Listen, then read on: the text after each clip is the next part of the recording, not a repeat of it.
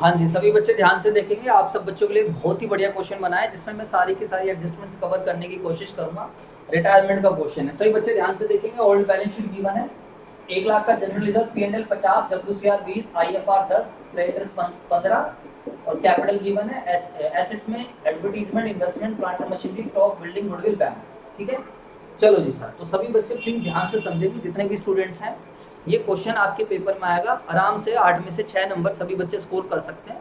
बाकी 8 में से 8 भी आप ले सकते हो, अगर आपने थोड़ा दिमाग ध्यान थोड़ा सा करते हो। और घर पे जाके जरूर प्रैक्टिस कर लेना। सही बच्चे देखेंगे ना। तो सबसे पहले शुरुआत करनी होती है बाय बैलेंस बीडी। तो बाय बैलेंस बीडी क्योंकि कैपिटल लायबिलिटी साइड में है, तो बाय बैलेंस बीडी लिखेंगे 4 लाख, 3 लाख, 2 लाख। सर क्या पार्टनर्स की कैपिटल के डेबिट बैलेंस हो सकते थे? बिल्कुल, अगर यहाँ पर कैपिटल का बैलेंस होता है एसेट साइड में तो आ जाते। ठीक है सर। सर ये जनरल रिजर्व ये ओल्ड पार्टनर्स का रहता है, इसलिए हमेशा ओल्ड पार्टनर्स को मिलेगा ओल्ड रेशियो में। तो मेरे प्यारे बच्चों, मैंने जनरल रिजर्व को बांट दिया ओल्ड पार्टनर्स को ओल्ड रेशियो में 50, 30, 20। सर क्या है पार्टनर्स का ओल्ड रेशियो? ओल्ड रेशियो है ABC का 5:3, C रिटायर हो गया। और जब क्वेश्चन साइलेंट रहता है तो आप सब बच्चों को पता है, इसको ढक लो आप, रिटायर हो गया है। तो यही क्या बच जाता है? जो बच जाता है वही क्या बन जाता है? New ratio. और वही क्या बन जाता है? Gaining ratio. अगर मेरे बच्चों आपको न्यू रेशियो, गेनिंग रेशियो ये सब निकालना नहीं आता है, तो पहले तो आप लोगों को कॉन्सेप्ट नंबर 1 रेशियो का आना चाहिए।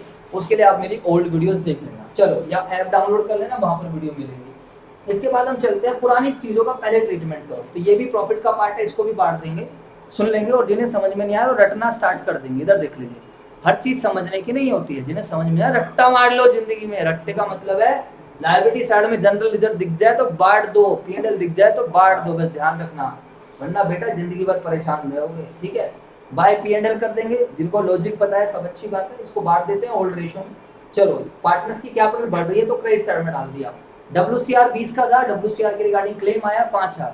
अगर कोई क्लेम नहीं आता, ये क्वेश्चन में नहीं होता, तो पूरा 20,000 रुपए का बांट देते। बट क्वेश्चन में क्लेम आया 5,000, तो बाकी के 15,000 को बांट दिया कौन से रेशियो में? ओल्ड रेशियो में। और जो 5,000 रुपए की लायबिलिटी है उसको यहाँ दिखा दिया provision for workman compensation claim. जो एडजस्टमेंट होती जाए आप उस पर निशान लगा सकते हो, सो दैट आपको एक कॉन्फिडेंस मिलता रहे कि हाँ यार, मैं तो थोड़ा सा इंटेलिजेंट बच्चा हूँ, मैंने कुछ कुछ एडजस्टमेंट कर ली है। ठीक है मेरे प्यारे बच्चों। इसके बाद अगर हम डिस्कस करते हैं, सर क्या कोई लॉस का आइटम है? यस, एडवर्टीजमेंट सस्पेंस, इसको भी आप बांट दीजिए ओल्ड रेशियो में। लॉस मिलने से पार्टनर्स की कैपिटल कम होती है, तो ये डाल दिया हमने डेबिट साइड। समझ में आ गई बात? तो जो जो मैंने अब आपको दोबारा से समझा दिया, उन सब पे मैं ये वाला निशान मार रहा हूँ कि ये सब मेरा दोबारा से हो चुका है। Let's go with the IFR। तो सर ये दो एडजस्टमेंट हमारी हो चुकी है। IFR, इन्वेस्टमेंट की मार्केट वैल्यू 96,000, इन्वेस्टमेंट थी 1,00,000, 4,000 रुपए का लॉस हो गया। लॉस कहाँ से सेट ऑफ करेंगे? IFR से। IFR था कितने का? 10। तो 10 में से 4,000 रुपए के लॉस को सेट ऑफ करके 6,000 रुपए को बांट देंगे, तो 3,000, 1,800 और 1,200। और नई वाली जो इन्वेस्टमेंट है वो साथ के साथ बैलेंस शीट में दिखा देंगे। ये रही इन्वेस्टमेंट 96,000। अरे बोल दो हाँ या ना। चलो जी सर, यहाँ तक भी बात हो जाती है बिल्कुल क्लियर। सर ये तो बहुत अच्छा लग रहा है देखने में, बहुत ही बढ़िया, अच्छा लग रहा है। चलो सर अब रिवैल्यूएशन की बात करते हैं। प्लांट एंड मशीनरी बढ़ गई 10,000 रुपए से। तो मेरे बच्चों, रिवैल्यूएशन नॉमिनल नेचर का अकाउंट है, जितने भी फायदे होते हैं वो क्रेडिट साइड, घाटे होते हैं डेबिट साइड। तो मेरे प्यारे प्यारे बच्चों, अब यहाँ से क्या हो गया? प्लांट एंड मशीनरी हमारी बढ़ चुकी है 10,000 रुपए से, तो फायदा हुआ, डाल दिया। साथ के साथ मेरे प्यारे बच्चों, इसको रिवैल्यू बैलेंस शीट में रिवाइज वैल्यू दिखा देना। जब कभी भी रिवैल्यूएशन अकाउंट बनता है तो बैलेंस शीट हमेशा कौन सी वैल्यू पर आती है? रिवाइज वैल्यू पर। इसके बाद स्टॉक बढ़ गया 15,000 रुपए से, तो स्टॉक बढ़ गया तो स्टॉक का भी फायदा। पुराना स्टॉक था 50, अब नया स्टॉक आ गया 65। क्रेडिटर्स 5,000 रुपए से कम हो जाते हैं, तो मेरे प्यारे बच्चों क्रेडिटर्स थे 15,000, 5,000 रुपए से कम हो जाते हैं तो नए क्रेडिटर आ गए 10,000। अरे बात समझ में आ गई या नहीं आ गई? जी सर। बिल्डिंग पे लगानी है डेप्रिसिएशन, तो मेरे बच्चों बिल्डिंग 2.5 लाख रुपए की डेप्रिसिएशन लगानी 10%, 25,000 रुपए घाटा हो जाएगा। और घाटे से बिल्डिंग की वैल्यू कम भी हो रही है, तो उसको भी यहाँ दिखा देंगे।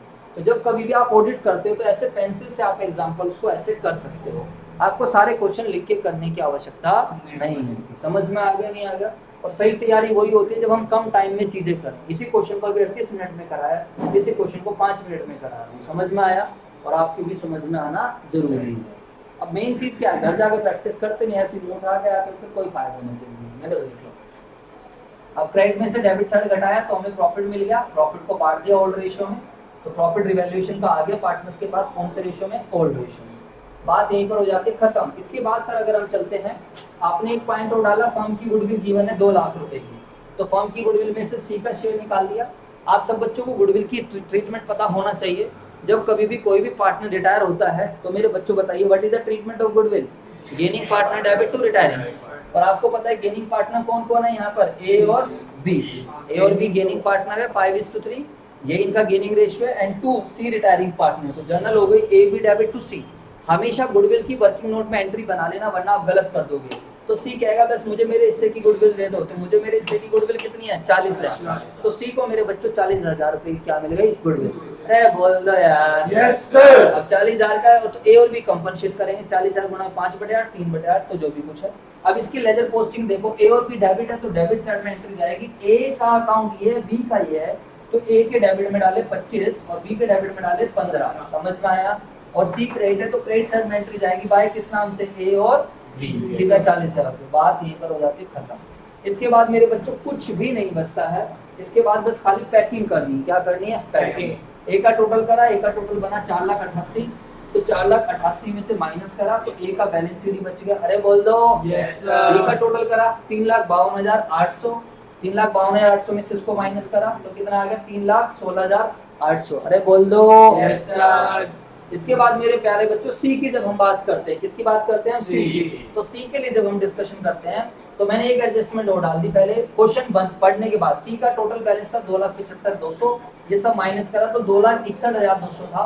तो मैंने कहा सी को हैंड टू हैंड पेमेंट कर दी। बताइए कितने की पेमेंट कर दी? 61,200। सी को बोला सी तू 61,200 अभी ले ले, बाकी तेरे पैसे कब दे देंगे? बाद में। अरे बोल दो यार। Yes sir. मेरे बच्चों सी को पेमेंट मारी तो सी की कैपिटल फॉर्म कम कर देगा, टू बैंक करके आ जाएगा। और जैसे ही आपने टू बैंक करके यहाँ पर डाला तो मेरा बैंक भी क्या हो जाएगा? कम हो जाएगा। अरे बात समझ में आई? Yes sir. बैंक था 5,25,000 का, इतने की पेमेंट मार दी, बाकी का जो बैलेंस था वो सी का लोन में आ गया। इस तरीके से सी का अकाउंट भी पैक हो गया। सर सी का बैलेंस लोन में क्यों डाला?